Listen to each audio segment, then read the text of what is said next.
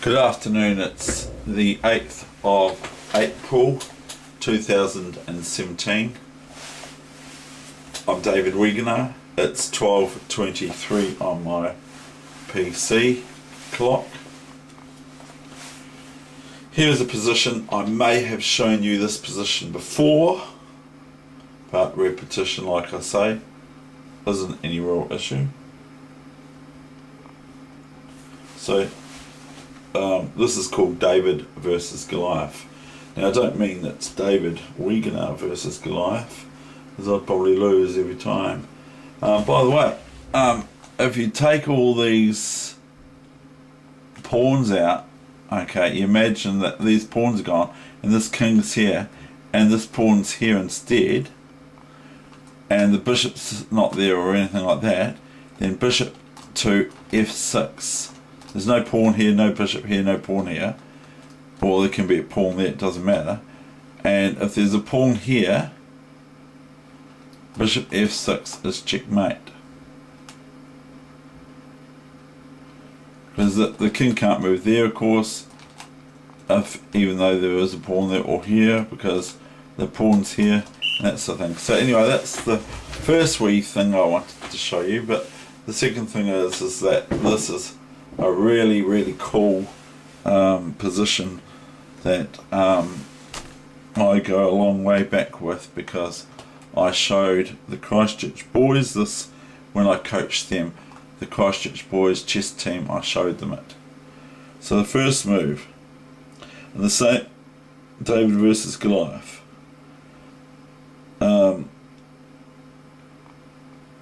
David finding a method of defeating the giant Goliath, taking on 10 swordsmen at one time. The chess public is enthralled by demonstration of mind over mere matter, by the triumph of imagination over mundane wood pushing. The following study exemplifies, if not glorifies, this instinctive feeling within us all. I hope so. Anyway, white plays this, and what's striking about this is threatening just check. Now at the moment white's not too badly placed anyway, because they have got a pawn that's just going to keep possibly going, and there's not much can be done about it. And as well as that, they've got like white cannot have, bishop cannot take this, but if it's black's move, pawn takes, queen takes, because of g3 check, and that wins the queen, okay, for these two pawns here, as the queen would take the pawn, pawn takes the queen on g3 check, king g3 and e8.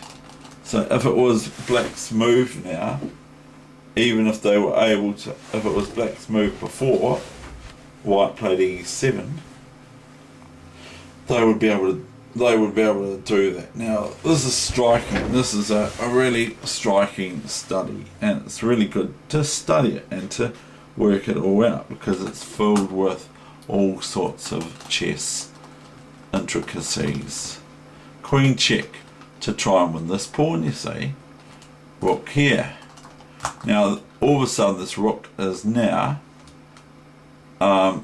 indirectly, by 100 times over, indirectly it's attacking the king with check, but there's 1, 2, 3 pieces in its way. So watch what black gets to have to happen to themselves. King takes. Now if queen check here, that's all very well, but then white plays bishop here, and it's quite good, because all of a sudden black cannot take this because of this, and not g3 here this time, but rook king here, or king here, or king here, winning the queen next move, and then queening shortly thereafter. But that's, so white cannot have, black cannot play that against white. Black takes this pawn now.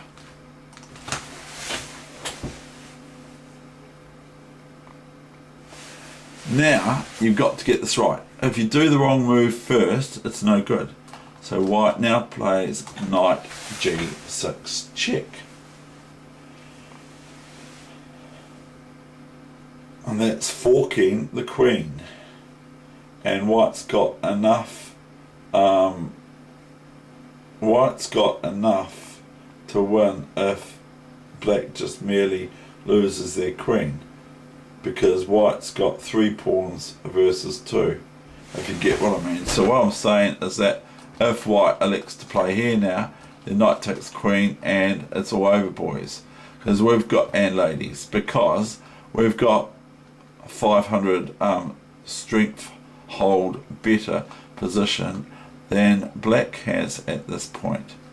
White's primo. The threat's rook f5, by the way. Rook b5 check. And f5 is impossible because of rook f5. Okay. So that's no good. So black doesn't choose to do that. They take this here, you see. Then comes this other move, another fork. Okay. And that's, again, if black plays this,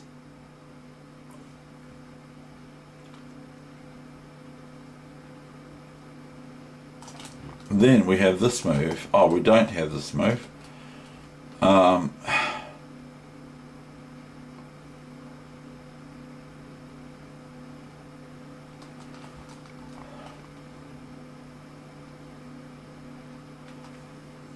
Then what do we have for move? Probably just bishop takes queen. Okay, I think bishop takes queen.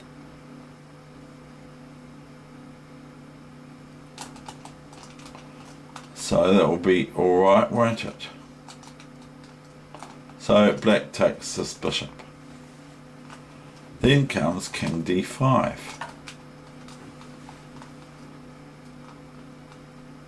h4. King g5. Only move, really. I mean, black can play this, but then this is going to happen, isn't it? Rook takes bishop check, and the queen has to take here. Pawn takes, and the king can't even attack these pawns yet. If king here, then white can just go king here. And let's just say black can play g5. We'll take this, and now we have to be careful for stalemates, of course. So we have to wriggle in such a way that we end up getting our nice position.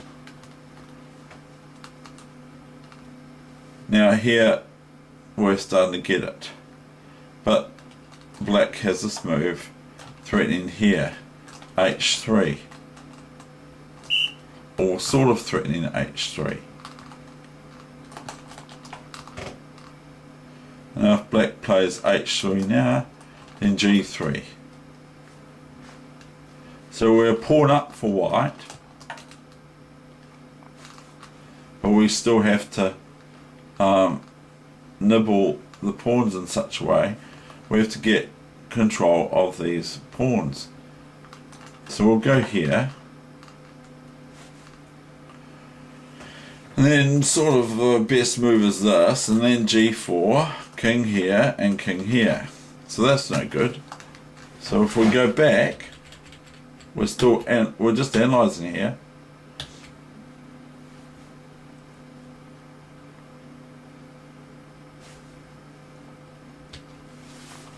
Now, so black goes here, and then we, new variation, and then we go here.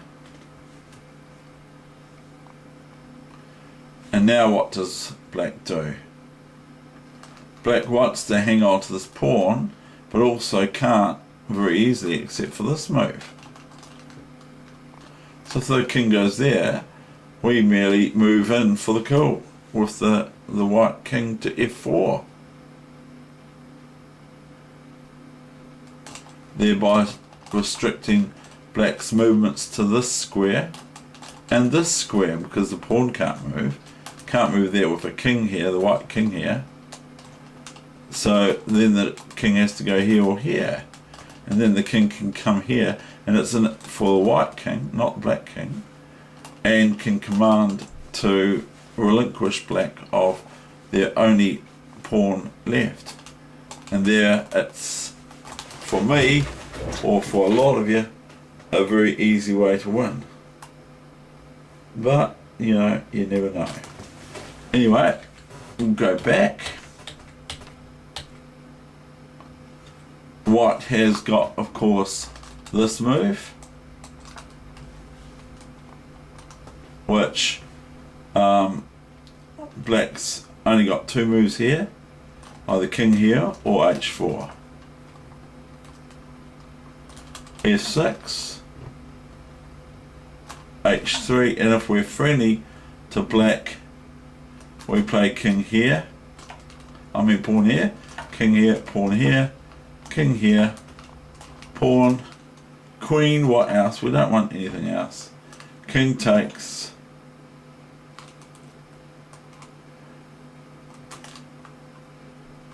and now we can go here, king here, only move, king here, pawn here. Now if I take this pawn now, it's stalemate, eh? If white takes this pawn now, it's stalemate. How embarrassing that would be. If white plays g4 now, it's stalemate. Okay? Because black's got no moves. So white can play here, king here, check, and then can play this move, forcing black to play h1, queen or rook or whatever they have, whatever they want. So we'll make it the queen, see, and it's forced black to promote their pawn to a queen. We take the queen off because we don't want the queen hanging around, because she can check our king for ever and a day. And we just take this off. Okay.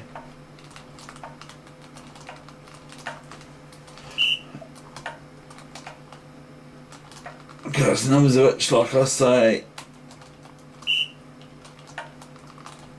suggest to, now we'll make it a rook.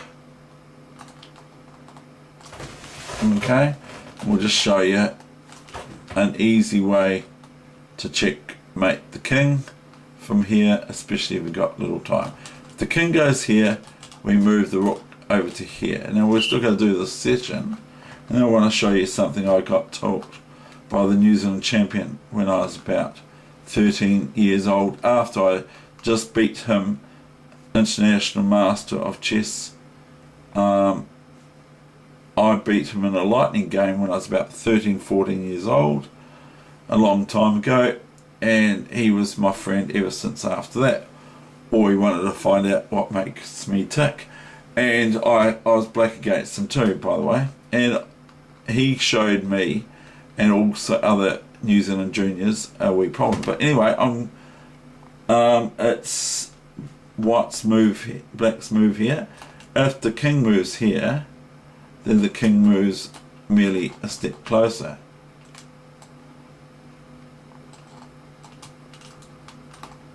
So if here,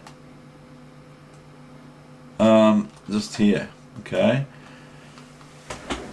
and then we're just going to kind of dribble the ball a wee bit. Now if the king goes back here, we position our king on e5.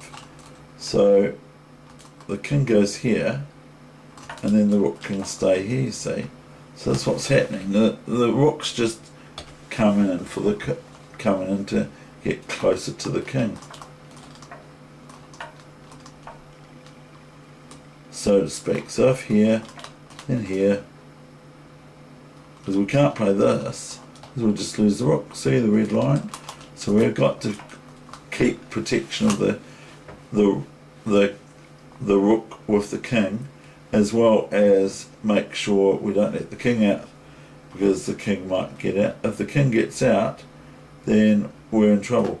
If the king goes back here, we can just move forward one square with the king towards, so we're in opposition to the black king with the white king by moving the king here. So it ends up that white just squeezes the king to move to where it doesn't want to. Now here is an interesting situation, is if we go rook check to e3 here now, this move here, if we go e3 now, check, then the king runs here. So here we just continue the king d5, and so if king here, we don't go rook e3 check because the king comes up to b4. It's okay still, but it might be the difference between a win and a loss, or draw, I mean. So for time, because if black's got one pawn and you lose on time and you've got the rook, they win, because they're deemed as having mating material. And if you win on time, if black wins on time and they've got a pawn left, that's mating material, so that can be turned into a queen and a rook, or rook, so that's mating, that's deemed as mating material. So even though white's got the superior material advantage, black would win in that case if they've got a pawn somewhere like here and white hasn't caught it yet.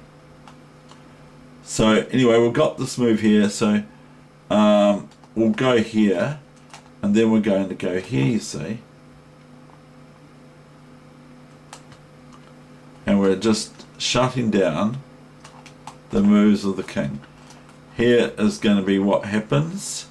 Now if the king comes here, then we move the king down. If the king goes here, we move the rook across.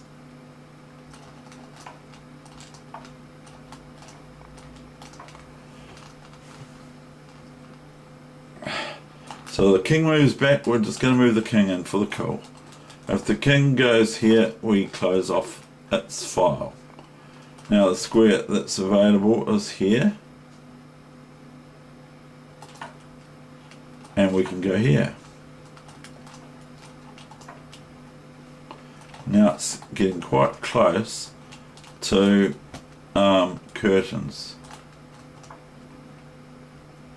Now we just do the small rook move, which is devastating to black, and this is no good because the rook a5 checkmate, so the king goes here, then the king comes here, so we've played a waiting move with this rook. Mate.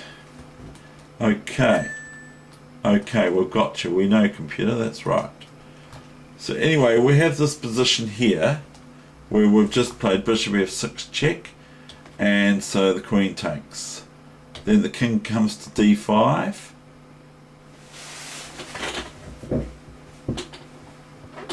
And we've already worked out that bishop f4 is no good because of the aforementioned analysis.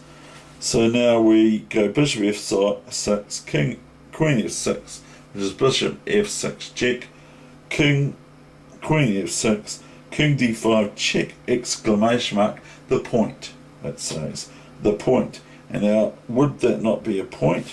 It would be, wouldn't it? King goes to here. Now comes h4. Okay, check. The only move for the king is there. Now comes g4 check. the only move for the king, because it can't move the king anywhere because of this opposing king. That's really annoying now, and we're only a few moments away, aren't we, for black, for checkmate. And this is how frustrating chess can be. It's just like Luxor. It can be very frustrating. G4 HG, rook F4 check. Now the only move for black here, you can have a look, is bishop F4. And then what's the move for black? White now. White's lost all his pieces.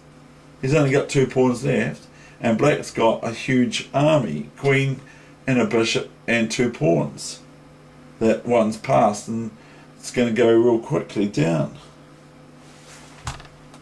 White plays E4. Checkmate! Imagine playing that game. Okay. So that's my lesson for then.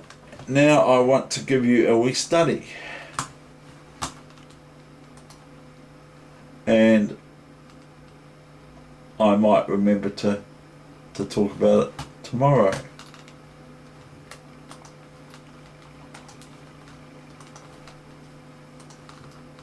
White has a king and a rook versus a king, okay?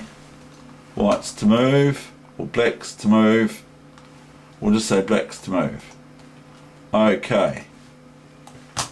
Now, the thing is with this, is you're only allowed to move the rook once. So the first move is this.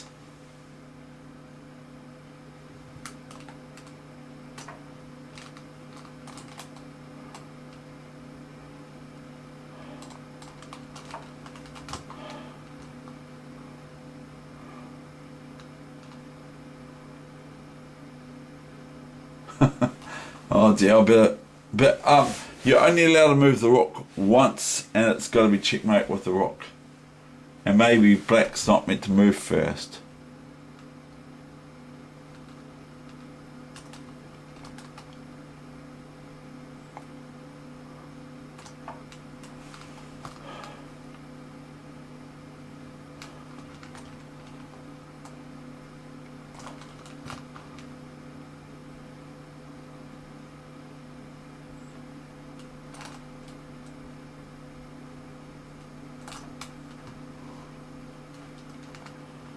I'm gonna stuff it, Dave.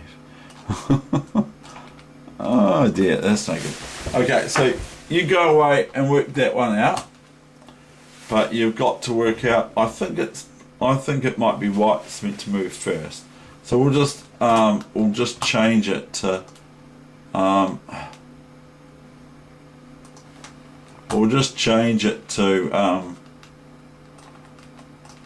here. Well, white to move first, okay? So I'll do it properly this time.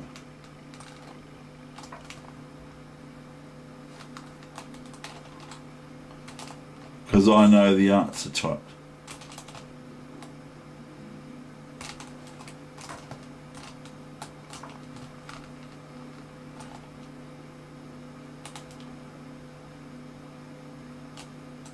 If here, then here,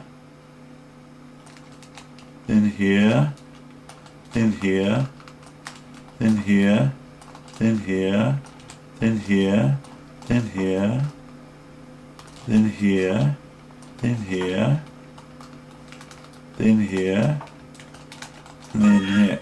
Okay, that's that one. Anyway, that's the end of the session, but that's quite a good wee exercise to work out how does it work, how do you do it. And I think that black to move, you can still do it for white. Okay, so that's a wee exercise for you to go away with. You're only allowed to move the rook once in the whole game. You're only allowed to move the rook once in the whole game. And it's got to be checkmate. You can't make a subsidiary extra move with the rook. It can be its initial move only. Okay, thank you very much.